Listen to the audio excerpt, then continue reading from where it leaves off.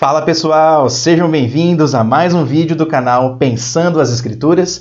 Chegamos na aula 14 da série O Apocalipse Explicado e no estudo de hoje nós vamos falar sobre o milênio de Apocalipse. E eu quero iniciar esse estudo fazendo a seguinte pergunta para você. Você já ouviu falar que Cristo vai reinar durante 1000 anos na Terra? De que maneira, irmãos, vai acontecer esse reinado afinal de contas? Esse reino milenar ainda vai chegar? Ou será que ele já foi inaugurado? O que é o milênio de Apocalipse, afinal de contas? Bem, antes de apresentarmos o significado do milênio, temos que fazer alguns apontamentos importantes. Em primeiro lugar, irmãos, Apocalipse 20 é o único lugar em toda a Bíblia que relaciona o milênio com o reinado de Cristo. Esse é o primeiro ponto importante. O segundo é que Apocalipse é um livro predominantemente simbólico. Apocalipse profetiza através de imagens simbólicas. Então, isso significa que nós temos que tomar cuidado com a interpretação literal das passagens de Apocalipse. E isso inclui a passagem que fala sobre o milênio também. Por exemplo, seria um absurdo pensar em gafanhotos com rosto de ser humano, dentes de leão, coroas de ouro na cabeça, cabelos como de mulher e caudas como de escorpião. Tenta imaginar um gafanhoto com todas essas características. E é exatamente isso que está escrito em Apocalipse 9, versículos 7 a 10. Nenhuma pessoa tomaria isso de forma literal. Por isso, irmãos, João não pretende que interpretemos Apocalipse de maneira literal. E isso parece que é verdadeiro também em relação ao milênio, ok? Dito isso, o que os 1000 anos de Apocalipse 20 simboliza? Vamos ler a passagem bíblica primeiramente e depois vamos tecer alguns comentários acerca disso. Então vi descer do céu um anjo que tinha na mão a chave do abismo e uma grande corrente. Ele segurou o dragão, a antiga serpente que é o diabo, Satanás, e o prendeu por 1000 anos. Lançou-o no abismo, fechou-o e pôs selo sobre ele para que não mais enganasse as nações até se completarem os 1000 anos. Depois disso, é necessário que ele seja solto por um pouco de tempo. Vi também tronos e nestes sentaram-se aqueles aos quais foi dada autoridade para julgar. Vi ainda as almas dos que foram decapitados por terem dado testemunho de Jesus e proclamado a palavra de Deus. Estes são os que não adoraram a besta nem a sua imagem, e não receberam a sua marca na testa e na mão, e viveram e reinaram com Cristo durante 1000 anos. Os restantes dos mortos não reviveram, até que se completassem os 1000 anos. Esta é a primeira ressurreição. Bem-aventurado e santo é aquele que tem parte na primeira ressurreição. Sobre esses, a segunda morte não tem poder. Pelo contrário, serão sacerdotes de Deus e de Cristo, e reinarão com ele os 1000 anos. Em primeiro lugar, irmãos, note que o número 1000 é o cubo de 10, ou seja, 10 vezes 10 vezes 10. É importante entender, irmãos, que o número 10 é um número de perfeição quantitativa, tá joia? E a expressão 1000, por sua vez, serve para descrever de maneira simbólica a glória permanente do reino de Cristo. A expressão 1000 não deve ser tomada de maneira literal, porque a Bíblia sempre usa essa expressão de maneira simbólica. Vamos ver 2 exemplos para que isso fique claro. Primeiro, em Êxodo 20, versículo 6, Deus disse que demonstra misericórdia para 1000 gerações. Veja, faço misericórdia até 1000 gerações daqueles que me amam e guardam os meus mandamentos. E eu pergunto para você, se Deus faz misericórdia até 1000 gerações, isso quer dizer que a 1001ª geração não recebe misericórdia do Senhor? Irmãos, é evidente que recebe também. O ponto é que a expressão 1000 gerações é uma expressão simbólica e não literal. O segundo exemplo é o Salmo 84, verso 10, onde o salmista afirma que estar presente no átrio do Senhor durante um dia é muito melhor do que 1000 dias em qualquer outro lugar. Veja, pois um dia nos teus átrios vale mais que 1000. Prefiro estar à porta da casa do meu Deus a permanecer nas tendas da perversidade. E eu te pergunto agora, o salmista porventura está dizendo que um dia nos átrios do Senhor é melhor do que apenas 1000 dias em outro lugar? Se o salmista ficasse, irmãos, 1010 dias em qualquer outro lugar, então um dia nos atos de Deus não valeria tanto assim? É claro que ele não está dizendo isso.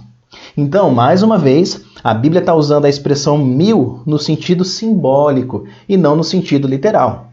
Portanto, irmãos, o número 1000 expressa resultados assombrosos e consequências impressionantes de longo alcance. Essa é a ideia da expressão 1000.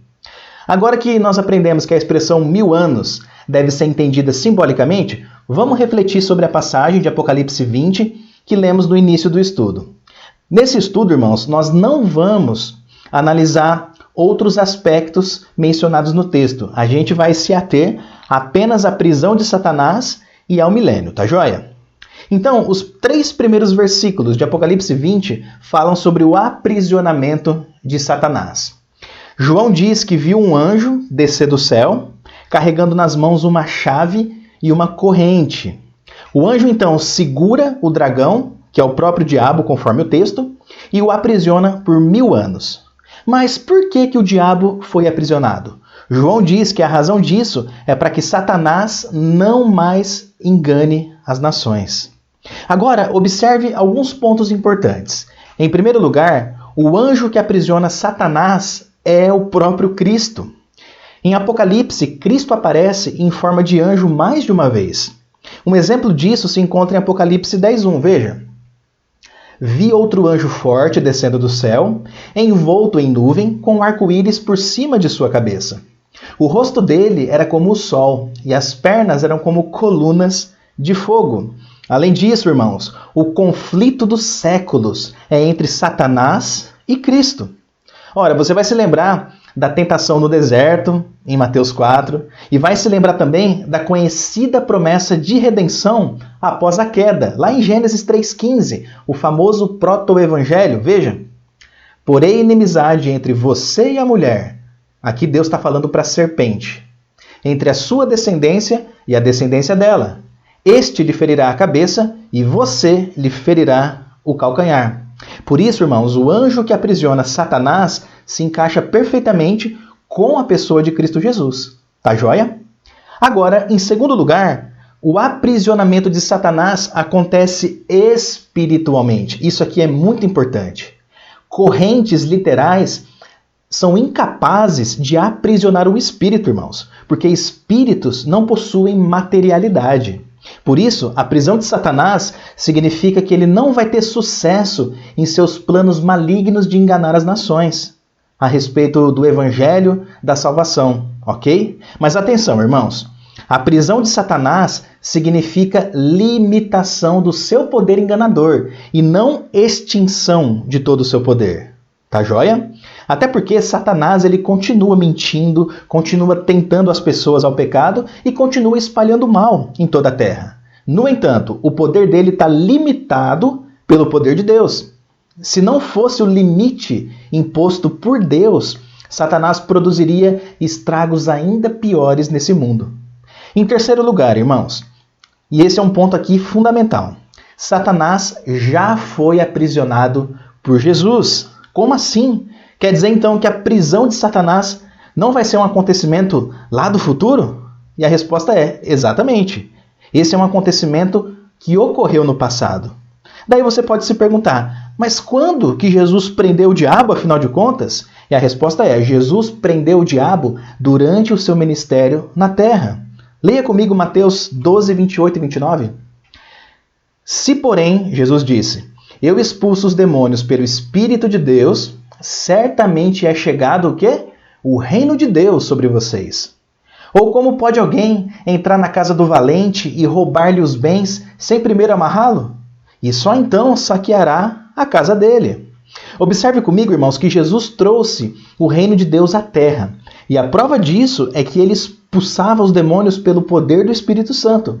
Aqui nesse texto de Mateus, Jesus usa uma parábola para falar da expulsão do diabo. Note comigo que o valente citado aí no texto é o próprio diabo. Tá joia? E a pessoa que entra na casa desse valente para roubar os bens dele é o próprio Cristo. E os bens que são tirados das mãos do homem valente É uma referência aos endemoniados que estavam debaixo do domínio de Satanás, tá bom? Note ainda que antes de roubar os bens da casa, o invasor faz o quê? Ele amarra o dono da casa. Se o dono da casa estiver amarrado, irmãos, é muito mais fácil saquear os bens daquela casa. E foi exatamente isso que Jesus fez. Jesus amarrou, ou ele prendeu Satanás durante o seu ministério terreno, e então ele saqueou as propriedades do inimigo. Um detalhe interessante é que a mesma palavra grega aparece em Mateus 12:29, quando fala de amarrar o valente, e em Apocalipse 20, verso 2, quando fala que o anjo prendeu Satanás. E a palavra grega que aparece nesses dois textos é a palavra deo, tá joia? Então, Satanás ele foi preso no século I da era cristã e o reino milenar de Cristo também foi inaugurado no século I. É por essa razão, irmãos, que a Bíblia diz que nós já somos sacerdotes desse reino que foi inaugurado. Veja o que diz o começo de Apocalipse. E nos constituiu reino, sacerdotes para o seu Deus e Pai, a ele a glória e o domínio para todos sempre. Amém. O reino de Cristo já é uma realidade espiritual na terra. Cristo expulsou Satanás e libertou o mundo do domínio satânico. Isso aconteceu, irmãos, no século I, quando Cristo morreu e ressuscitou dos mortos. Veja, ele disse, chegou o momento de este mundo ser julgado. E agora o seu príncipe será expulso, e eu, quando for levantado da terra, atrairei todos a mim. Observe ainda que Paulo também fala a respeito da derrota do diabo no século I. Veja, cancelando o escrito de dívida que era contra nós e que constava de ordenanças, o qual nos era prejudicial, Cristo removeu-o inteiramente, cravando-o na cruz. E despojando os principados e as potestades, publicamente os expôs ao desprezo, triunfando sobre eles na cruz. Agora, para refletir comigo. O diabo perdeu o domínio que ele tinha sobre as nações da terra. Cristo prendeu o diabo e por isso, irmãos, o diabo não pode mais enganar as nações. É exatamente por isso que Jesus nos delegou a grande comissão. Ele disse, toda a autoridade me foi dada, na onde? No céu e também na terra. Portanto, vão e façam discípulos de todas as nações, batizando-os em nome do Pai, do Filho e do Espírito Santo, ensinando-os a guardar todas as coisas que tenho ordenado a vocês. E eis que estou com vocês todos os dias até o fim dos tempos. Cristo garante, irmãos, que a grande comissão vai ser um sucesso, porque o sucesso dela está fundamentado na obra de Cristo na cruz e no poder do Espírito Santo de regenerar pecadores. Diante de tudo isso que foi falado aqui, onde que fica o milênio, afinal de contas? Bem, como nós vimos aqui, o milênio foi inaugurado durante o ministério terreno de Jesus. Isso quer dizer, pessoal, que o reino de Cristo já é uma realidade presente e que somos sacerdotes desse reino espiritual. Agora note que Jesus disse que esse reino que já foi inaugurado deve crescer progressivamente até atingir o seu ápice. Jesus disse isso em forma de parábola, veja. Jesus lhes propôs outra parábola dizendo, o reino dos céus é semelhante a um grão de mostarda que um homem pegou e plantou no seu campo. Esse grão é, na verdade, a menor de todas as sementes. Mas quando cresce, é maior do que as hortaliças e chega a ser uma árvore, de modo que as aves do céu vêm se aninhar nos seus ramos. Jesus lhes contou ainda outra parábola. O reino dos céus é semelhante ao fermento que uma mulher pegou e misturou em 3 medidas de farinha, até ficar tudo levedado. Nós vemos aqui, irmãos, que o reino dos céus é semelhante a um grão de mostarda e ao fermento misturado em 3 medidas de farinha, correto? A semente de mostarda era a menor semente que existia na época de Jesus.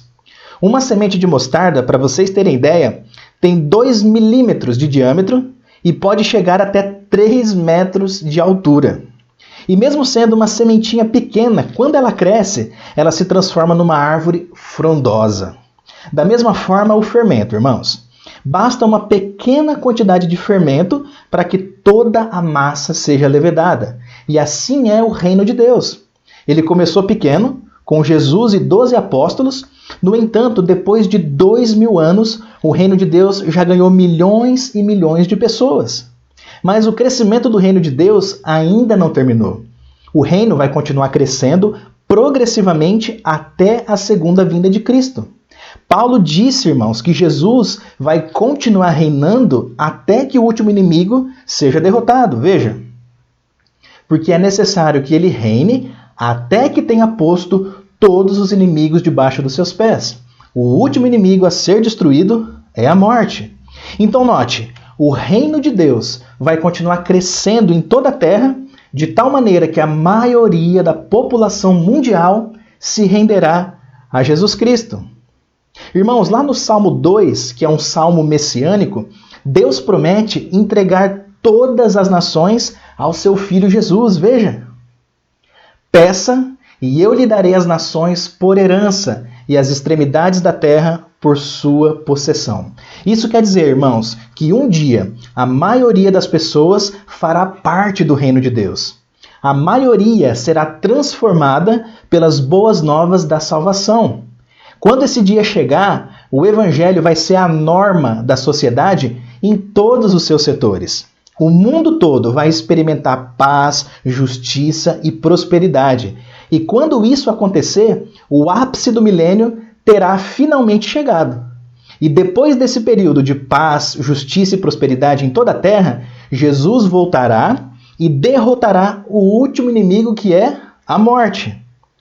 E aí a gente pode fazer a seguinte pergunta: e como que a morte será derrotada? E a resposta é: ela será derrotada na ressurreição final de todos os santos, que vai acontecer no retorno final de Cristo. Dessa forma, irmãos, concluímos o estudo de hoje com o seguinte resumo. Primeiro, a expressão 1000 descreve de maneira simbólica a glória permanente do reino de Cristo. 2. O reino milenar de Cristo foi inaugurado em seu ministério terreno, ou seja, em sua primeira vinda. Em sua primeira vinda, Cristo não só inaugurou o milênio, mas também prendeu Satanás. A prisão de Satanás significa que ele não pode mais enganar as nações acerca das boas novas da salvação. Enquanto isso, o reino de Deus crescerá à medida que as nações se submetem ao senhorio de Cristo pelo poder do Espírito Santo. No futuro, o reino de Deus atingirá o seu ápice, levando a maioria da população aos pés de Cristo.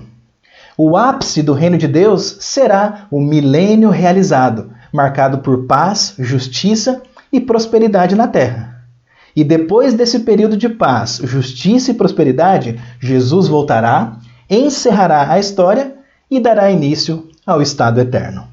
E esse foi o estudo de hoje. Se você gostou desse vídeo, curta esse vídeo, compartilhe com seus amigos, não se esqueça de se inscrever aqui no canal. E eu gostaria que você deixasse um comentário nesse vídeo, dizendo o que você pensa a respeito do milênio. Você acredita que o milênio é realmente simbólico ou você acredita que vai haver no futuro um reino milenar de 1000 anos literal aqui na Terra? Deixa um comentário aí embaixo, vamos interagir e refletir a respeito disso. Eu fico por aqui, que Deus abençoe a tua vida e até a próxima!